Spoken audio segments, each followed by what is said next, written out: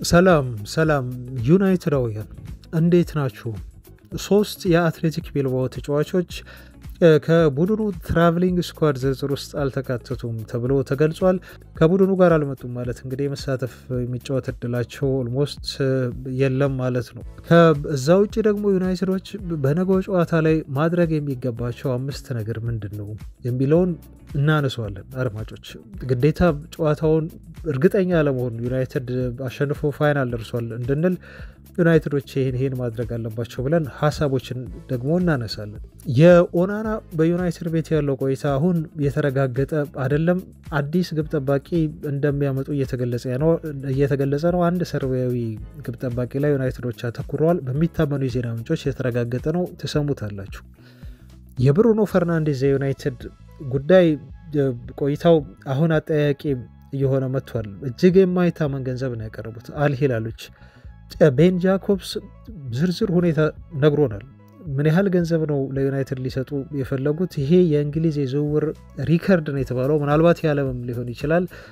አድማጮች የማይታመን የሆነ የገንዘብ አቅርቦት ነው ለብሩኖ ፈርናንዴዝ እየሰጡ ያሉት እና የዚህ ተጫዋች የዩናይትድ ቆይታ ላይ ያለውን ሁኔታ ወቅታዊ መረጃዎችን እናደርሳችኋለን። ስለ ዝውውሩ እየተወራ ስላለው ነገር አድማጮች ዲያጎ ሊዮን ወደ ማንቸስተር ይመጣል በቅርቡ ተብሏል። የዩናይትድ አዲስ ፈራሚ ነው። ይሄ ልጅ በእድሜው ምክንያት እስካሁን ድረስ ለዩናይትድ በዋናው ቡድን ውስጥ የመቀላቀል እድል አላገኘም።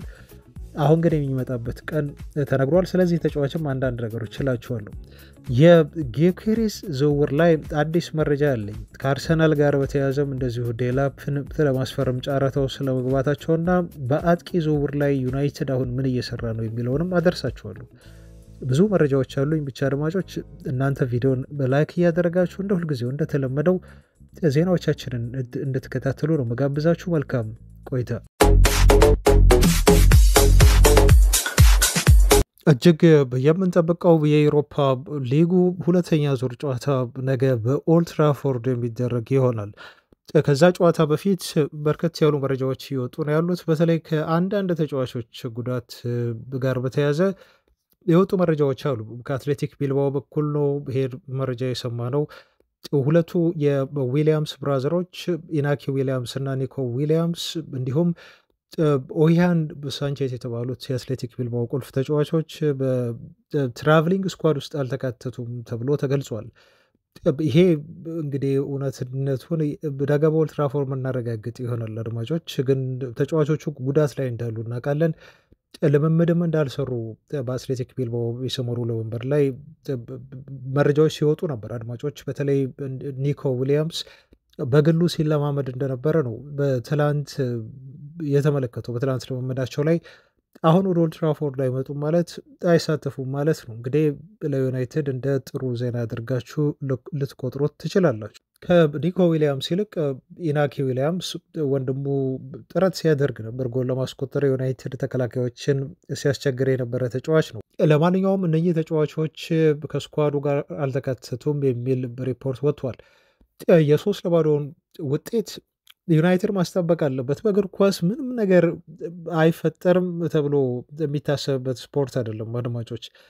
ምንም ነገር ሊሆን ይችላል። ዩናይትዶች እጅግ መጠንቀቅ ይኖርባቸዋል። 3-0 ነው የመራ ነው በሚል ይሄ የጎል ዲፊሲቱን በማየት ብቻ ይሄ የሰፊ የጎል ልዩነት ነው ብሎ በማሰብ ብቻ ተኩራርቶ ሜዳ ላይ መግባት ዩናይትድን ዋጋ የሚያስከፍለው ይሆናል እና ከባድ ጥንቃቄ ይፈልጋል። በተለይ ፋይናል ላይ መድረሳችንን ለማረጋገጥ ዩናይትድ ጌሙን በደንብ አድርጎ ኮንትሮል ማድረግ መቻል አለበት እና ፈርስት ኮንሲድ ማድረግ የለበትም በምንም ተአምር። የመጀመሪያ ጎል ዩናይትድ ላይ ተቆጠረበት በአትሌቲክ ቢልባኦ ማለት ለነሱ የልብ ልብ የሚሰጥ ነው። ሞራል እንዲሰማቸውና ተጨማሪ ጎል ለማግኘት ጥረትን እንዲያደርጉ የሚያነሳሳቸው ነው የሆነው። ለሁለተኛ ጎል ጥረት ያደርጋሉ። ሁለተኛ ጎል አገኙ ማለት ደግሞ በቃ ጨዋታው ሙሉ ለሙሉ ተቀየረ ማለት ይሆናል። ስለዚህ ከፍተኛ የሆነ ጥንቃቄ ነው የሚያስፈልገው። ጨዋታውን ሙሉ ኮንትሮል አድርጎ በተለይ ኳስ ነገር ላይ በማቆየት ፖዚሽን ኮንትሮል ማድረግ ያስፈልጋል ረዥም ጊዜ። ዩናይትድ ይሄን ማድረግ መቻል ያለበት ምክንያቱም አትሌቲኮ ቢልባኦ ላይ በእግር ላይ ኳስ ብዙ የሚቆይ ከሆነ የማሰቢያ ጊዜ እንዲያገኙ ይሆናሉ። ብዙ ክሬት ለማድረግ የጎል ዕድሎችን ለመፍጠር በቂ የማሰቢያ ጊዜ ሊያገኙ ስለሚችሉ ይሄንን ክፍተት መድፈን ነው የሚያስፈልገው እና የመጀመሪያ ኳስ እንዳያስቆጥሩ ማድረግ በዩናይትድ ተጫዋቾች መካከል የሚያስፈልገው ወሳኝ ነገር ነው ማለት ነው እና በምንም ተአምር ስህተት መስራት በነገው ጨዋታ አይመከርም። ለዩናይትድ ተጫዋቾች በተለይ ከስህተት በኋላ የመጀመሪያ ጎል እንዳይቆጠርባቸው ማድረግ ትልቁ ስራቸው ይሆናል ማለት ነው። እንዳይቆጠር ብቻ አይደለም፣ ትልቁ ጨዋታውን የሚገሉበትም መሳሪያ ደግሞ የመጀመሪያ ጎል ማስቆጠር ነው። ለዩናይትድ የመጀመሪያዋ ኳስ በጣም ወሳኝ ነች። የመጀመሪያው መረብ ላይ የምታርፈው ኳስ ዩናይትድ ላይ የምትቆጠር ከሆነ ሪስክ አላት፣ ብዙ ዋጋ ታስከፍላለች። ዩናይትድ ደግሞ አትሌቲክ ቢልባኦ ላይ የሚያስቆጥራት ከሆነችን ኳስ ለዩናይትድ ነገሮችን ሁሉ ታቅላለች ማለት ነው። እነሱ ለማለፍ ኦልሞስት 5 ጎል ማግባት ይኖርባቸዋል ማለት ነው። ይሄ ደግሞ ፍጹም ሊሆን አይችልም። ጨዋታውን በቃ ኪል የሚያደርጉት የሚገሉት እዛ ላይ ነው ማለት ነው፣ የመጀመሪያ ኳስ ላይ ነው እና ዘ ፈርስት ቦል ኢዝ ቬሪ ኢምፖርታንት በነገው ጨዋታ ላይ በጣም አስፈላጊና ወሳኝ የሆነች ኳስ ነች፣ የመጀመሪያዋ የምትቆጠረው ጎል ማለት ነው። ከዛ ውጭ ጌም ማኔጅመንት ነው። ዩናይትድ በነገውም ጨዋታ ላይ ሊመራ ይችላል፣ ላናቅም። ኢትስ ፉትቦል እግር ኳስ ነው። ይሄ ይሆናል ብለን አናስብም፣ ግን ቢመራም 2-0 1-0 ቢመራም ግን በጣም ቴምፖውን ተቆጣጥረው ነርቨስ ሳይሆኑ ጨዋታውን በደንብ አድርገው ማኔጅ ማድረግ መቻል አለባቸው። የጨዋታ ማኔጅመንት እጅግ ቁልፍና ወሳኝ ነገር ነው። ዩናይትድን ወደ ቀጣይ ዙር ሊያሳልፈው ይችላል፣ ግን ከምንም በላይ ደግሞ የኦልትራፎርድ አድቫንቴጅ አለን። ኦልትራፎርድ ማለት ለኛ ደጋፊዎቹ 12ኛ ተጫዋች እንደማለት ነው። በጣም ጥሩ አድርገው ነው እየደገፏቸው የሚገኙት። ዩናይትድ በታሪኩ በጣም መጥፎ ሲዝን አሳለፈ ብለን እያወራን ነው አድማጮች። በዚህ ወረስት ሲዝን ብለን በምንጠራው ደጋፊዎቹ ከመደገፍ እና ሰፖርት ከማድረግ ወደኋላ አሉ። ይህን ካሳሚሩ ትላንት በቃለ መጠይቁ ላይ ተናግሮታል። የዩናይትድ ደጋፊዎች ባይኖሩና እነሱ ሰፖርት ባያደርጉን ከዚህም በላይ ሲዝኑ የከፋ ይሆን ነበር ሲል ነው የተናገረው እና በእንደዚህ አይነት የአውሮፓ ደማቅ ምሽቶች ደግሞ ደጋፊዎቹ የዩናይትድ የተለዩ ናቸው። ሊዮንን ሲያሸንፉ አሞሪም የተናገሩትን ታስታውሳላችሁ።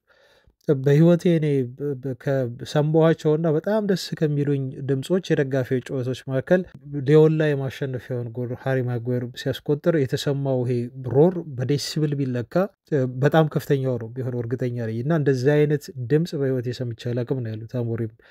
ስለዚህ በእንደዚህ አይነት መልኩ በጥሩ ፓሽን የዩናይትድ ደጋፊዎች ከተጫዋቾቹ ጎን ናቸው። ይሄን አድቫንቴጅ ደግሞ መጠቀም መቻል አለባቸው ማለት ነው። ያሳፍሩናል ብለን አንጠብቅም። ለፍጻሜው እንደደረሰን ነው የምናምነው። ክቡራን አድማጮች የነገሩም ጨዋታ አሸንፈን በደንብ አሳምነናቸው ለፍጻሜ እንደምናልፍ ነው የማስበው። የእናንተን ግምት ከታች በኮሜንት እንድታሰፍሩልኝ ክቡራን አድማጮች ጠይቃችኋለሁ። ለማንኛውም በነገው ጨዋታ በፊት የተሰማው አንድ ሌላ መረጃ ማደርሳችሁ ምንድን ነው፣ አዲስ ቲቶ ባነር ተዘጋጅቷል ተብሏል። የባለፈውን ታስታውሳላችሁ ከሊዮን ጋር ከነበረው ጨዋታ በፊት በጣም ደመቅ ያለ በኦልድ ትራፎርድ ታይቶ የማይታወቅ ይሄ ከጭሳጭስ ጋር ወይም ከዲኮሬሽን ጋር ልዩ ውበት የሰጠው ደጋፊዎች የያዙት ባነር ነበረ። ከዛ ውጭም ያዘጋጁት ደስ የሚል አይነት ድባብ ነበረው። በኦልድ ትራፎርድ የሆነ በዓል ሲመት ይመስል ነበር። ተመሳሳይ አይነት ቲቶ አሁን አዘጋጅተው የዩናይትድ ደጋፊዎች ጨርሰዋል ተብሏል። የደጋፊዎች ማህበር ያዘጋጃል።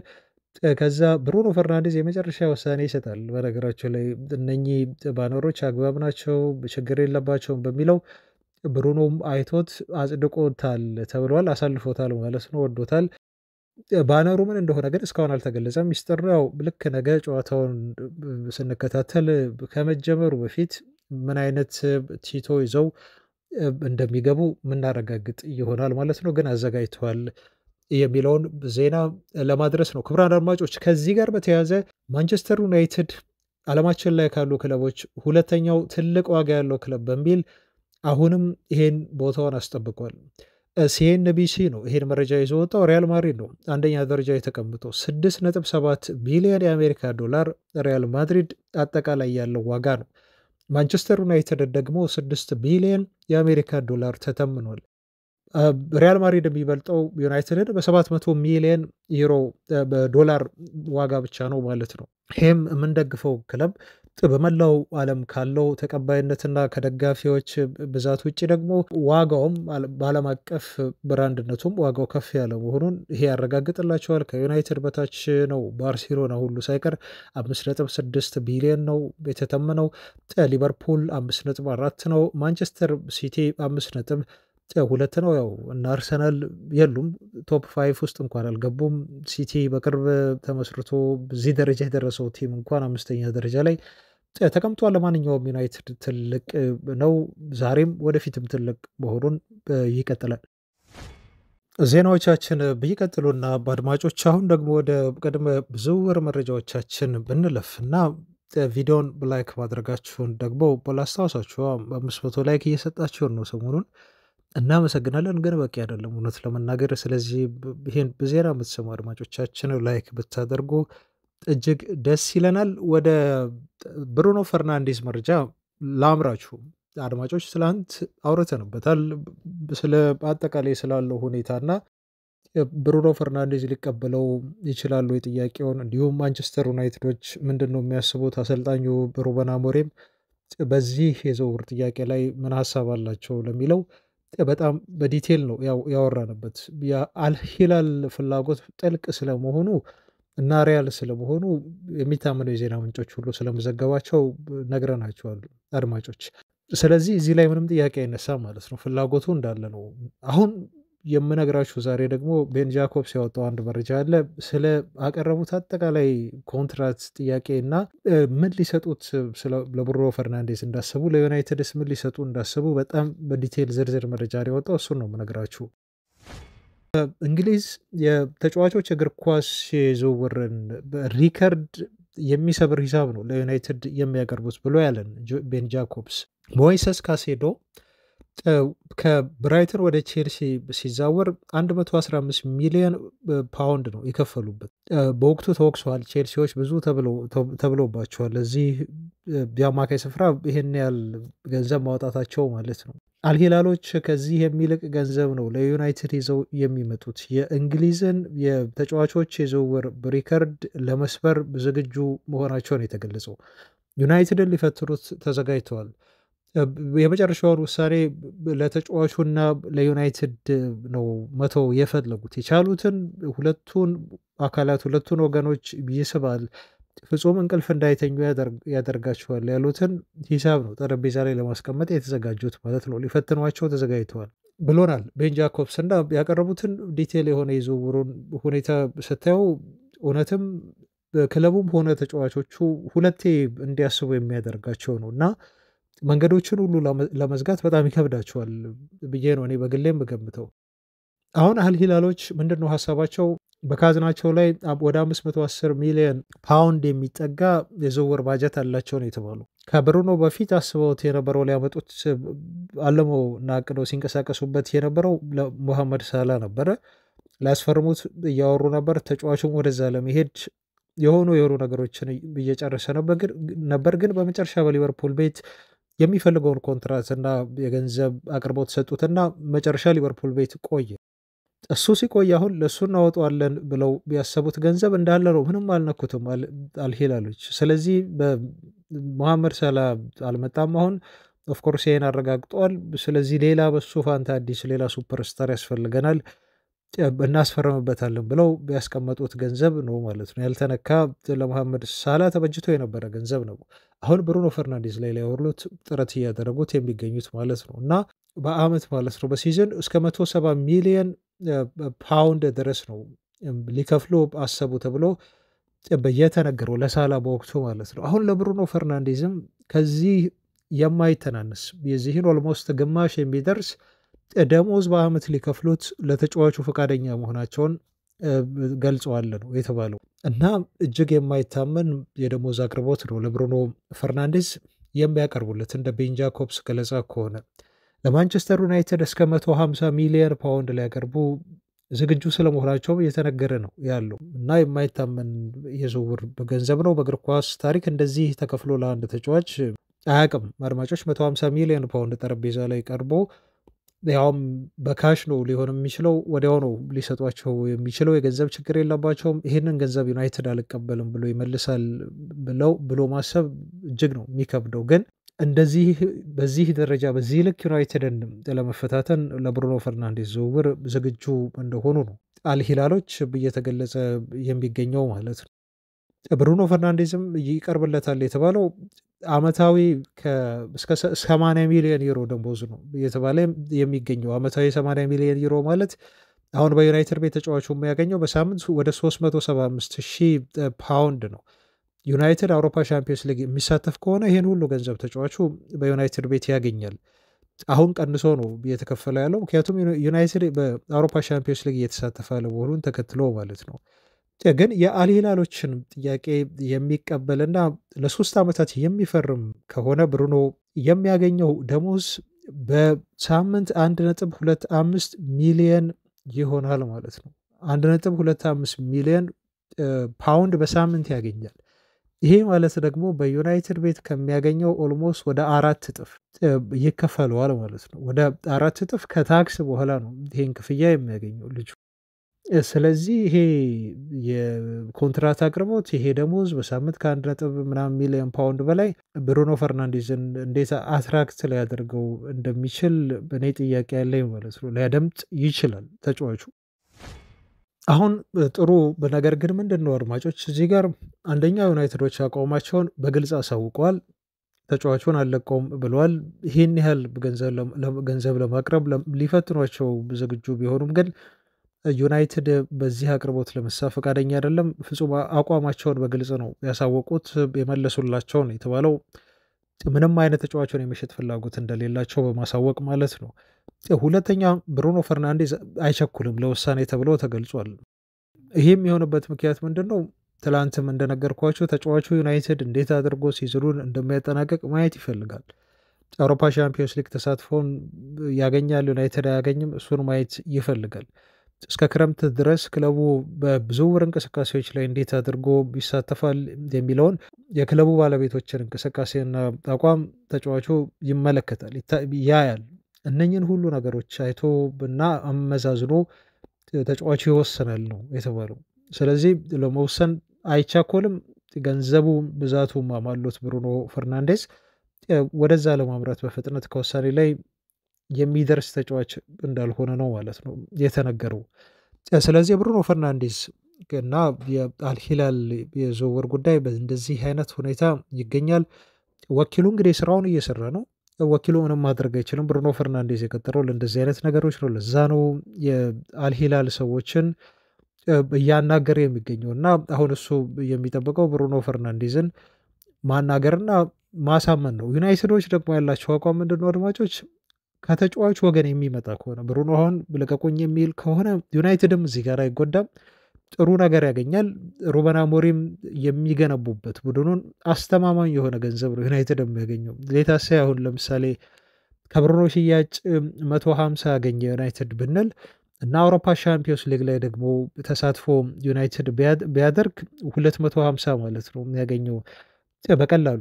ከዛ ለሩበን አሞሪም ደግሞ ክለቡ 150 ሚሊዮን ፓውንድ ተጨማሪ ቢሰጣቸው ወደ 400 ሚሊዮን ፓውንድ ዩናይትድ ያገኛል ማለት ነው። 400 ሚሊዮን ፓውንድ ማለት ደግሞ እንደ አወጣጣቸው እና ተጫዋቾችን ሲያስፈርሙ እንደሚከፍሉት ያከፋፈል ስርዓት ትላንትም እንደነገርኳችሁ 100 ሚሊዮን ፓውንድ በራሱ 4 ሱፐርስታር ተጫዋቾችን ሊያስፈርምላችሁ ይችላል። 400 ሚሊዮን ፓውንድ ደግሞ ምን ሊያደርግ እንደሚችል መገመት ትችላላችሁ አድማጮች።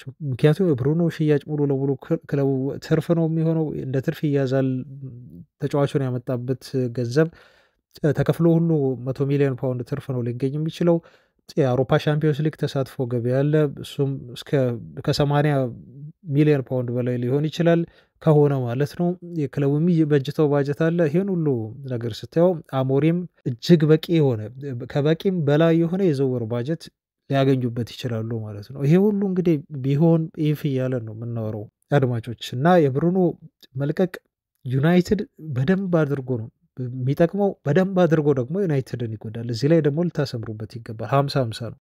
ብሩኖ ፈርናንዴዝ ከዩናይትድ ለቀቀ ማለት ክፍተቱ ምን ሊሆን እንደሚችል በተለይ ጎል በማስቆጠር ደረጃ እሱን ሁላችሁም ታውቁታላችሁ። ለእናንተ መናገር አያስፈልግም አድማጮች። እና የብሩኖ ዩናይትድን ለቆ መውጣት እኔ ቲሙን ሳስበው ራሱ በጣም ነው የሚያስፈራኝ፣ እጅግ በጣም። አሁን ዩናይትድ ካለበት የክሬቲቪቲ፣ የጎል ማስቆጠር፣ የጎል ማግባት፣ የጎል መፍጠር፣ ይሄ ኪ ፓሶችን ማድረግ ከሁሉም ኢን ኤቭሪ ሜትሪክስ ስታዩት እና ኤቭሪ ስታት ስታዩ ዩናይትድ የተመሰረተው በብሩኖ ፈርናንዴዝ ላይ ነው። ዊዛውት ብሩኖ ፈርናንዴዝ ዩናይትድ ማለት ነቲንግ ነው፣ ምንም ማለት አይደለም። ይሄ ማለት ዩናይትድ ከሱ ውጭ አይሰራም ማለት አይደለም። አድማጮች ልብ በሉ። አሁን ባለው እና ደካማው በሆነው ዩናይትድ ውስጥ ግን ብሩኖ በጣም የሚያስፈልገውና ቁልፉ ሰው ነው። እሱን ለመተካት ዩናይትድ ምናልባት 200 ሚሊዮን ፓውንድ ማውጣት ሊኖርበት ይችላል። አይዶን ነው አላቅም። ማን ነው ብሩኖ ፈርናንዴዝን በዩናይትድ ቤት የሚተካው? ማንስ ነው ቶሎ መጥቶ እሱን የእሱን ቦታ ሚና ተወጥቶ ያውም በዩናይትድ እጅግ አስቸጋሪ በሆኑ አዳዲስ ተጫዋቾች ቶሎ በማይላመዱበት ቲም ማን ነው የእሱን ቦታ ከቨር አድርጎ በአመት እስከ 30 ጎልና አሲስት ከዛ በላይ ለዩናይትድ ሊያደርግ የሚችለው? እና ዩናይትድ ከባድ ዲሌማ ውስጥ ነው የገባው። ከባድ የሆነ ውሳኔ በዩናይትድ አመራሮች በኩል ያስፈልጋል። ቲሙን ይጠቅማል 100%፣ ምንም ጥያቄ የለውም። ለአሞሪም እጅግ በጣም ይጠቅማል የሱ መሸጥ። ምክንያቱም ዩናይትድ 5 6 7 8ም ሱፐርስታሮች ሊያስፈርምበት ይችላል ከባጀቱ ጋር ጨምሮ የአውሮፓ ሻምፒዮንስ ሊግ ጋር ተደማምሮ እና አሞሪም የሚፈልጉትን ቡድን ሊገነቡበት ሊያመጡበት ተጫዋቾችን ይችላሉ። የብሩኖን ሚና ግን በገንዘብ ይተኩታል? እኔ ጥያቄ አለኝ። የትኛው ተጫዋች ነው እስቲ በአውሮፓ መድረክ የብሩኖ ያህል አስተዋጽኦ ያለው የትኛው ቲም ውስጥ ነው? የትም ተጫዋች የለም አድማጮች፣ የትም ቦታ ማለት ነው አታገኙም። አንድ የአማካይ ስፍራ ተጫዋች በዚህ ያህል ደረጃ ጎል በአሲስት እና አንድን ቲም ተሸክሞ ሲወጣ ማለት ነው። እና ብሩኖ በገንዘብ የሚተካ አይደለም፣ በፍጹም ሊተኩት አይችሉም ብሩኖ ፈርናንዴዝን ዩናይትዶች። ስለዚህ ውሳኔው ያለው እነሱ ጋር ነው ማለት ነው። ወይ መመለስ አለባቸው። ከተጫዋቹ ከመጣ ግን ግፊቱ ምንም ማድረግ አይቻልም። ብሩኖን ሸጦ ያለውን ነገር መጠቀም ነው ማለት ነው። አሁን ያለው የተጫዋቹ አጠቃላይ ዝውውር ሁኔታ ግን ይሄን ይመስላል አድማጮች። ዜናዎቻችን እንደቀጠሉ ናቸው። አሁንም ከዝውውር አንወጣም አድማጮች። የኦናናን ጉዳይ እንመልከት።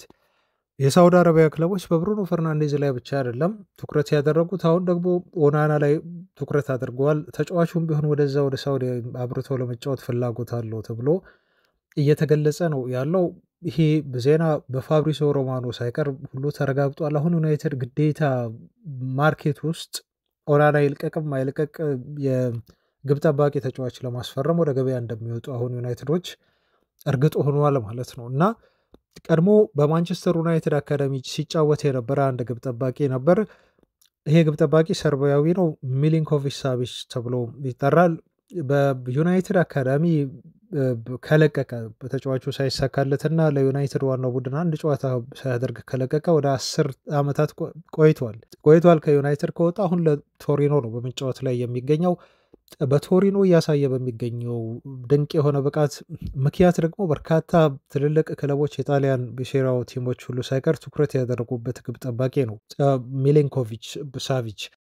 ተጫዋቹ የውል ማፍረሻ ሂሳብ አለው ይላሉ አንዳንድ የጣሊያን የዜና ምንጮች። ወደ 20 ሚሊዮን ዩሮ ነው ውል ማፍረሻ ሂሳብ ብለው የገለጹት።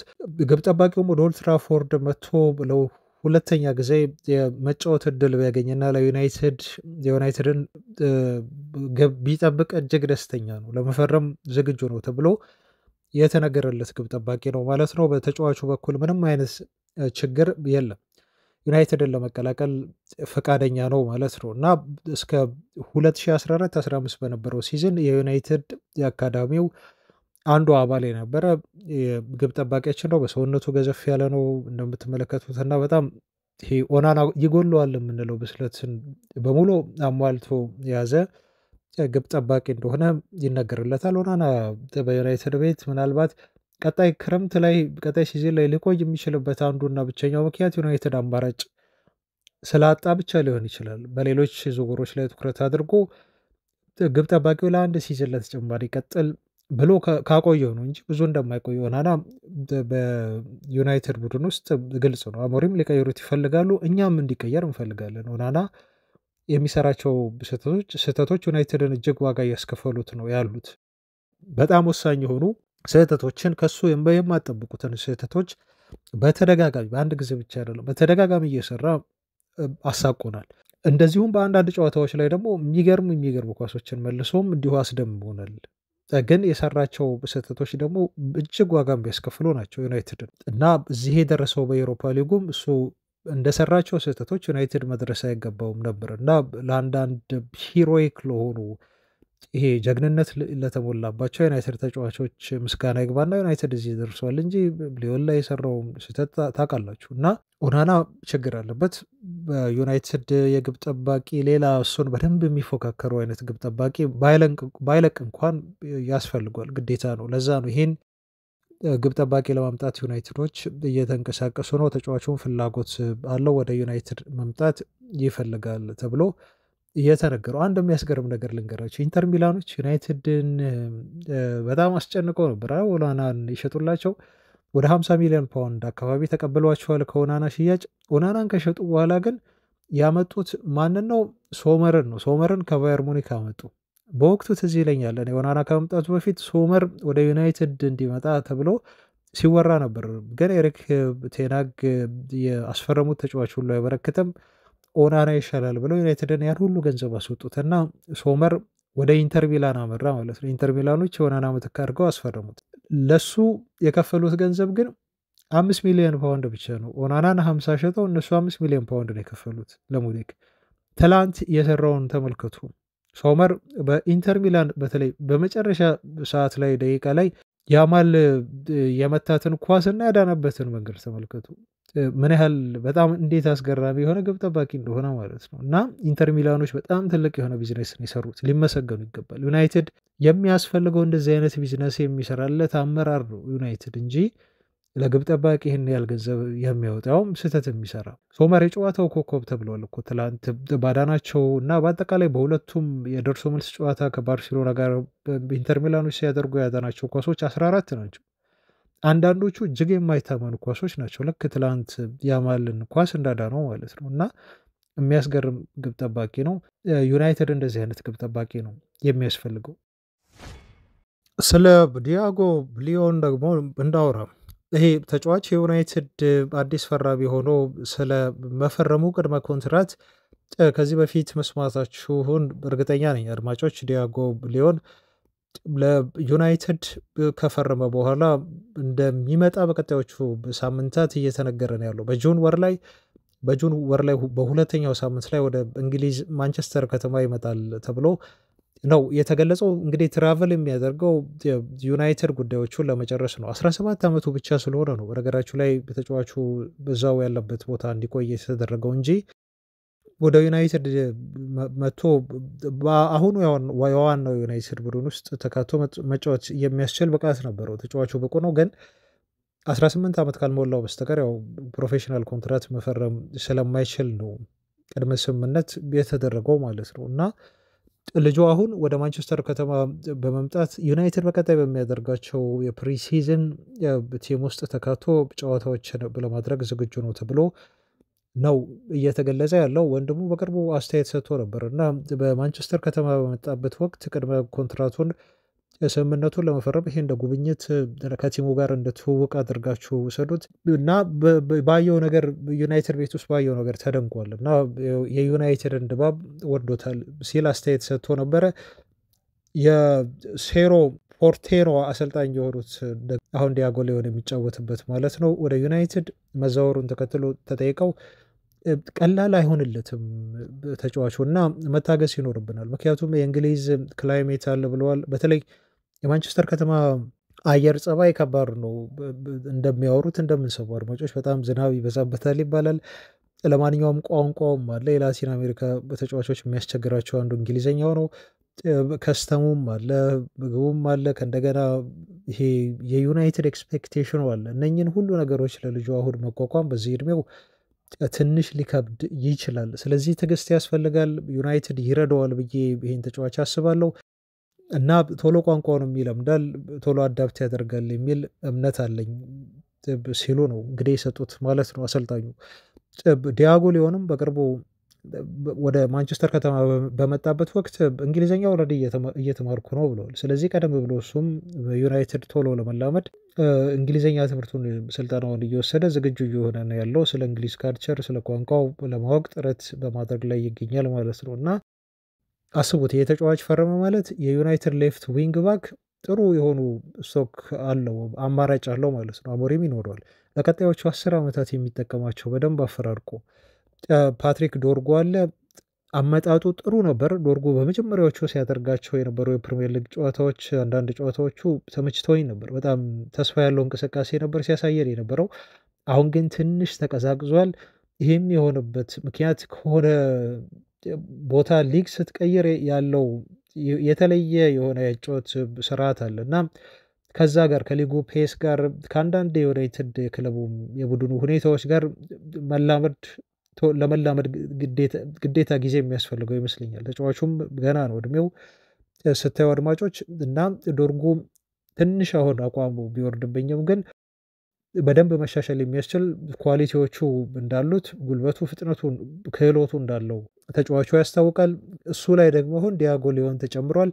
ከዚህ ተጫዋች ውጭ ደግሞ አሁን በሌፍት ዊንግ ባክ ሮል ወይም በሌፍት ባክ ቦታ ላይ አማስም አለን አዲስ ኮንትራት ሊሰጡት ነው ተብሏል ዩናይትዶች። ስለዚህ እነኚህ 3 ተጫዋቾች የማንቸስተር ዩናይትድ የቀጣዮቹ 10 ዓመታት ያንን ቦታ በደንብ አድርገው ተፈራርቀው ሊቆጣጠሩት የሚችሉ የሚያስችላቸው አቅም ያላቸው ልጆች ናቸው ማለት ነው። ስለዚህ ዩናይትድ በደንብ አድርጎ ነው ግራውን ያጠናከረው። አሁን ትኩረት መሆን ያለበት ክረምትም ላይ ይደረጋል ብለን የምናስበው የምንጠብቀው ደግሞ የዩናይትድ የቀኝ ነው። ይሄ ሌፍት ዊንግ ባክ ቦታው ወይም የአሚን ራይት ዊንግ ባክ ቦታው እና የቀኝ ይሄ ተመላላሽ ተከላካይ ቦታ ላይ ደግሞ በደንብ ዩናይትዶች ጥሩ ተጫዋቾችን ማምጣት ይጠበቅባቸዋል ክረምት ላይ ማለት ነው። እጅግ የሚያስፈልጉና ዩናይትድን ወደ አንድ ስቴፕ ወደፊት የሚቀይሩት ናቸው። በጣም ደካማው ዩናይትድ ዊክ ሊንክ የሆነው እና ስህተቶችን የሚሰራበት ዲያጎ ዳሎ መጥፎ ተከላካይ አይደለም።